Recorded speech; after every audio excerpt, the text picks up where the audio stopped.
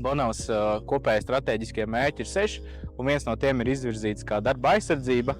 Un nevajag censties sasniegt zero harm vai zero incidents gadījumu, bet darba aizsardzība pati par sevi ir jāattīsta un jāuzlabo mācīšanās ceļā, inovāciju ceļā.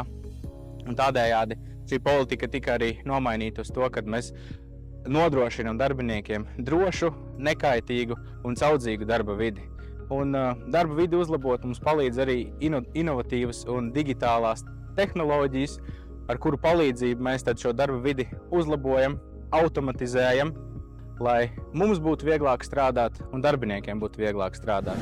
Tas nodrošina ļoti labu atsekojamību, tātad mēs varam kontrolēt, kā cilvēki izpilda instruktāžas, kāds viņiem ir domas par to visu.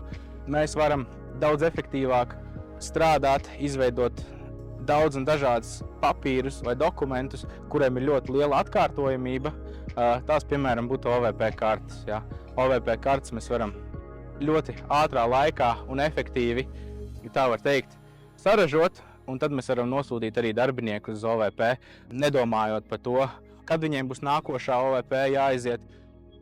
Lielākā problēma darbiniekiem ir tā, ka viņiem nav elektronisko parakstu, bet to arī sistēma var izsināt vienkāršā veidā, izprintējot šīs kartes, parakstoties ar roku, ieskanējot iekšā un izsūtot viņiem. Tas ir tāds ļoti pozitīvs un foršs veids.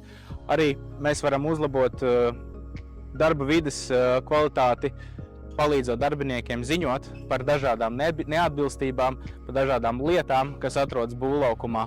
Mēs varam izmantot QR kodus, kurus mēs varam noskenēt, un līdz ar to darbinieki var noziņot par kaut kādu bīstamību, un tas nonāk uzreiz pie vadības, tas nonāk uzreiz pie darba aizsardzības speciālista, kurš to visu izskata, un tad arī mēs ļoti ātri un efektīvi varam reaģēt uz to un novērst, un arī tādā veidā mēs dabūjam atgriezenisko saiti darbinieku.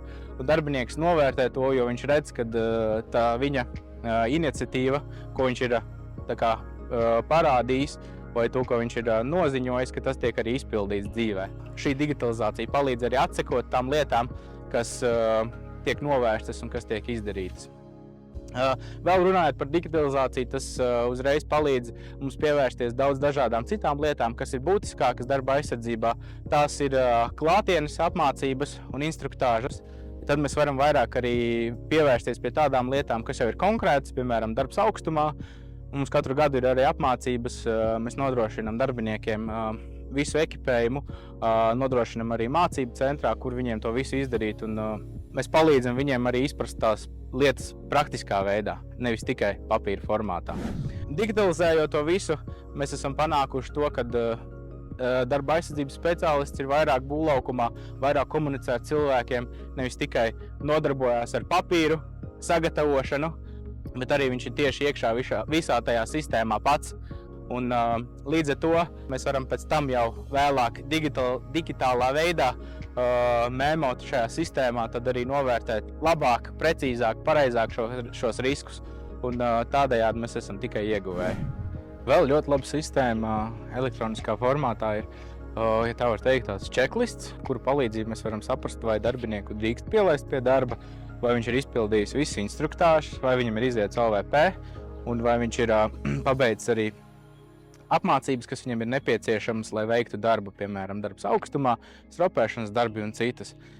Ja visas šīs lietas ir atbilstošas, tad darbinieks droši var iekļūt būvlaukumā. Ja kāda no šīm lietām nav izpildīta, tad darbiniekam pieeja būvlaukumam ir aizliegta, un līdz ar to viņam ir jāsazinās ar darba aizsardzības speciālistu vai savu tiešo vadītāju, un jāpabeidz šīs konkrētās lietas, kas viņam nav izdarītas.